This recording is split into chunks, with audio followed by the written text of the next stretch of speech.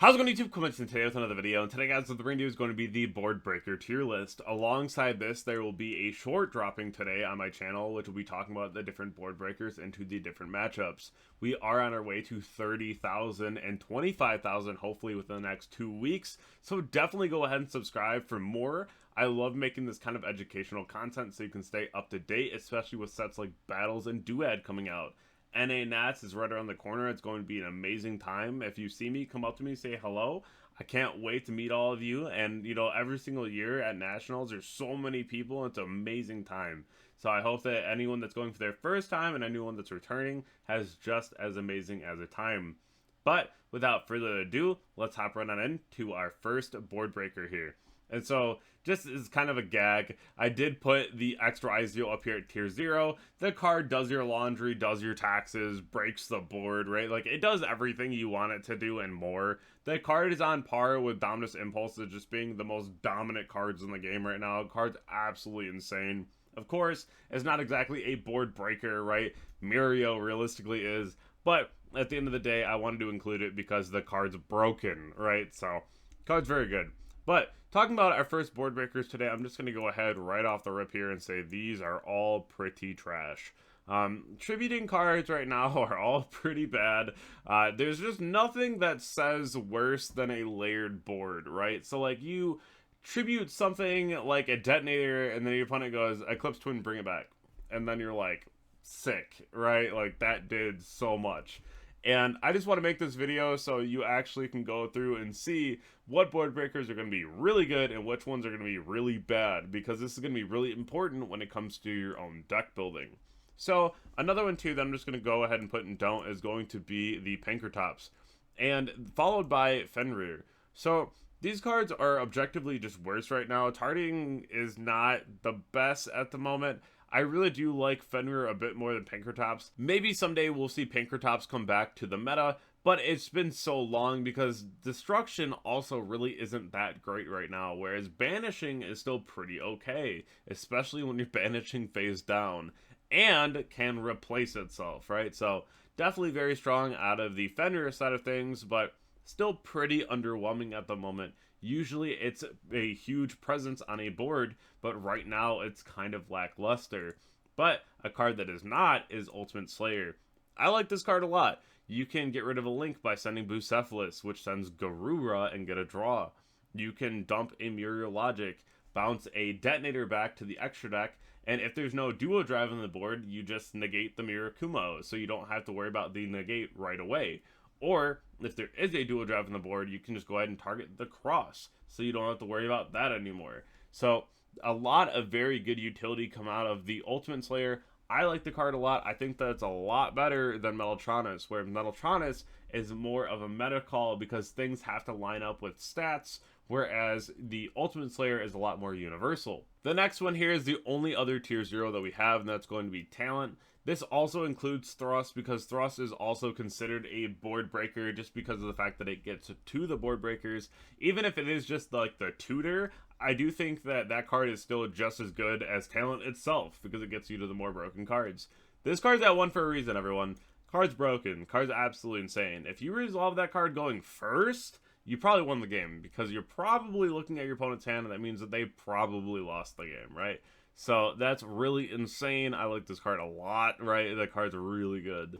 Metacall, Change of Heart. It could be really good. You could also just put it in don't. I think that there's times where stealing something specific off of a board is really strong, and there's other times where it's just like not great at all. Because we've already seen formats where Minecon and Change of Heart go crazy. But right now, not quite.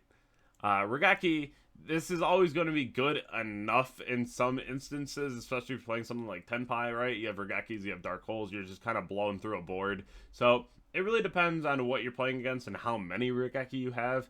So that's why it's at tier 2, where it's like pretty lackluster for the most part, but it could be pretty good. The one that I think is really good is going to be the Lightning Storm and Duster. These cards are fantastic.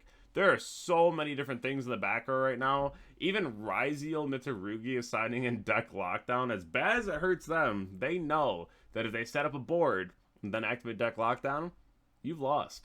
So that's one thing where having the back row blowouts are really important. judgments, strikes. People are playing warning, right? You have people setting dominus impulses because they don't want to use the effect right away in hand. Maybe they have like a Nibiru.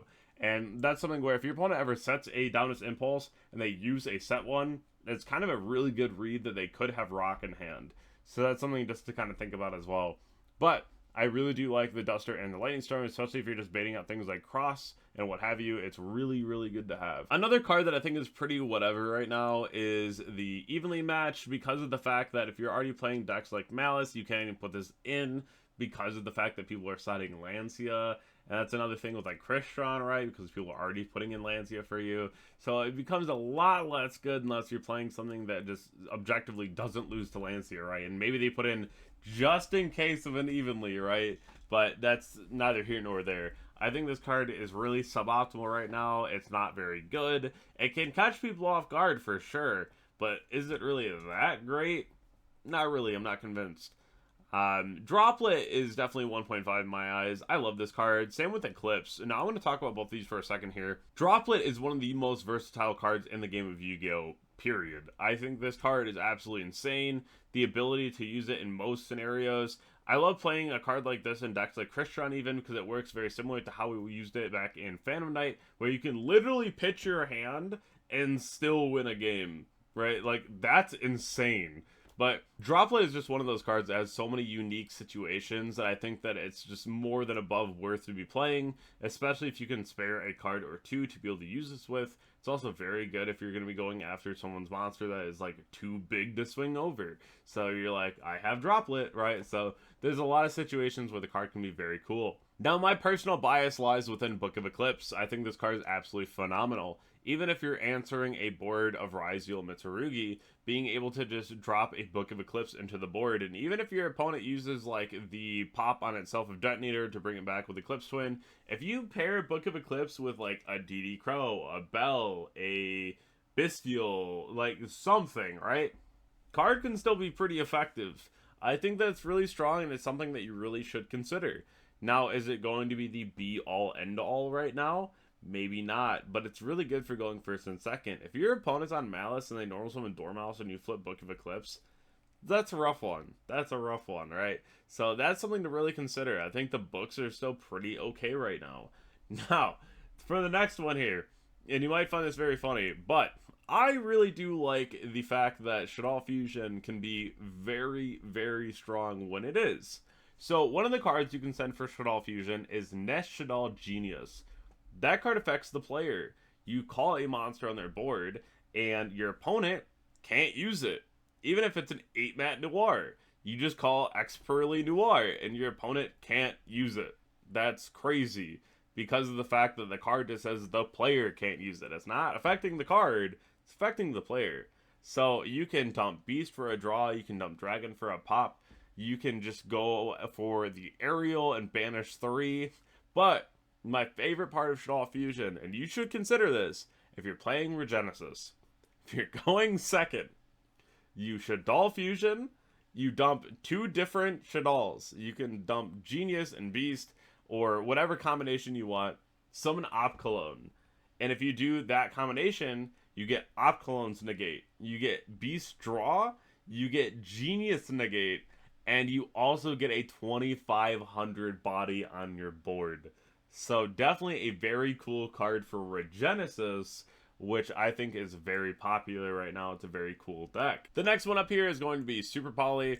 This card's a tier 1 card right now, in my opinion. I think that it's so good. The only deck that is not good into is Ryzeal Mitsurugi. It's really good into Pure Mitsurugi. It's really good into Malice. It's pretty solid into things like Fire King that are popping up left and right now. There's so many different matchups where Super Poly is just clutch. It's just good. If the card says you can't respond, I'm clearing your monsters. It's good going first. It's good going second. It's just a very overall amazing card at being versatile and really being able to clear boards. Now, where would Dark Ruler be if it wasn't for its best friend Evenly Matched? Now, we've all been on the receiving end of Dark Ruler Evenly, and it's brutal.